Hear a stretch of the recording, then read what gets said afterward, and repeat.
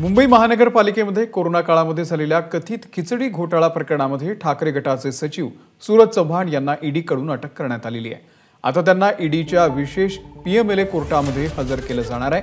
आमदार आदित्य ठाकरे यांचे निकटवर्तीय म्हणून सूरज चव्हाण यांची ओळख आहे। आदित्य ठाकरे यांच्या निकटवर्तीयांवर पहिल्यांदाच ईडीकडून कारवाई करण्यात आलेली आहे। कोविड काळामध्ये मुंबई महानगरपालिकेमधल्या खिचडी घोटाळा प्रकरणामध्ये सूरज चव्हाण यांची याआधी चौकशी झाली आणि सूरज चव्हाण यांनी आदित्य ठाकरे यांचे स्वीय सहाय्यक म्हणून जबाबदारी सांभाळलेली आहे।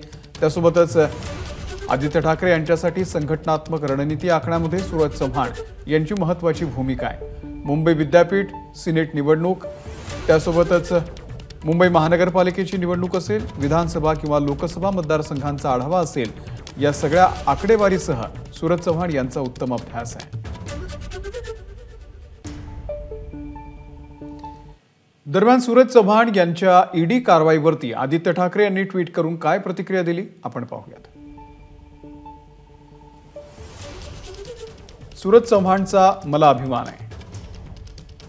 सूरज चव्हाण निर्लज्ज हुकुमशाही समोर झुकला नाही। हे काळे दिवस आपण लोकशाहीसाठी लढू आणि जिंकू।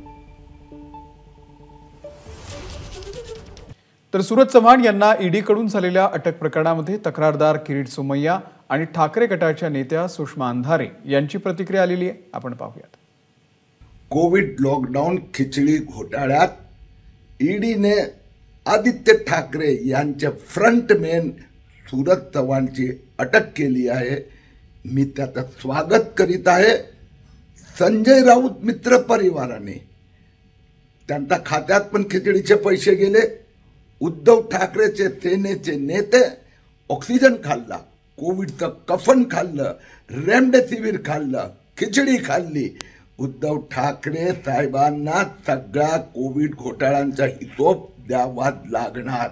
कोविड लॉकडाऊन जे भाजप विरोधी वातावरण तयार होत आहे, त्या सगळ्या वातावरणाच्या पार्श्वभूमीवर जाणीवपूर्वक अगदी सूडबुद्धीने आज सूरज चव्हाण यांच्यावर ईडीने कारवाई केली। सगळीकडे घबराटीचं वातावरण तयार करायचं, जेणेकरून सन्मान्य पक्षप्रमुख उद्धव साहेबांच्या सोबत कुणीही उभाच नाही राहिला पाहिजे। पण भाजपा भ्रमात आहे। ही लढाई डू ऑर डायच्या सिच्युएशनची आहे, करावा मराच्या सिच्युएशनची लढाई आहे आणि सगळेच पळपुटे नसतात। तर सूरज चव्हाण नेमके कोण आहेत, त्यांची राजकीय पार्श्वभूमी नेमकी काय आपण पाहूयात।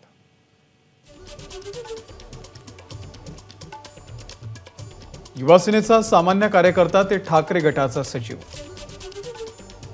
वरळीमधील शिवसेना शाखेपासून कामाला सुरुवात झाली। कामाचा झपाटा पाहून शाखा प्रमुखपदी नियुक्ती, युवासेनेच्या कामामध्ये कायम सक्रिय। आदित्य ठाकरे यांच्या अत्यंत जवळच्या व्यक्तींमध्ये स्थान। आदित्य ठाकरेंच्या प्रत्येक दौऱ्यात ते त्यांच्यासोबत कायम असायचे।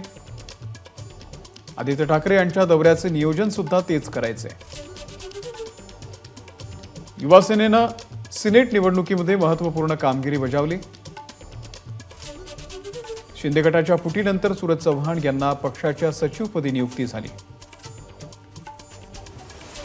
चौकशी यंत्रणांकडून सूरज चव्हाण यांची चौकशी सुरू झाली। त्यानंतर दौऱ्याची जबाबदारी रविराज कुलकर्णी यांच्याकडे देण्यात आली आणि या संदर्भामध्ये अधिक अपडेट देण्यासाठी आपले प्रतिनिधी अमेय राणे सध्या आपल्या सोबतच। अमेय, आज पीएमएलए कोर्टामध्ये, विशेष पीएमएलए कोर्टामध्ये सूरज चव्हाण यांना हजर केलं जाणार आहे। आता पुढची कारवाई नेमकी कशी असेल? सूरज चव्हाण यांच्या रिमांडसाठी ईडी नक्कीच प्रयत्नशील असेल, कारण की या प्रकरणात आता अधिक खोलात चौकशी त्यांना करायची असेल आणि त्यासाठी कस्टडियल रिमांडची मागणी केली जाईल।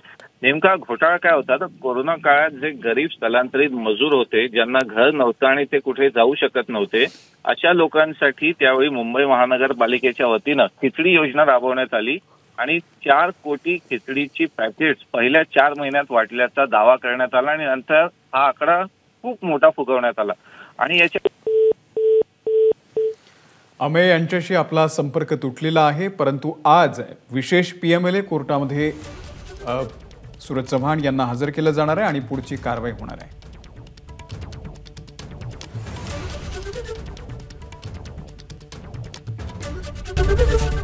एबीपी माझा, उघडा डोळे बघा नीट।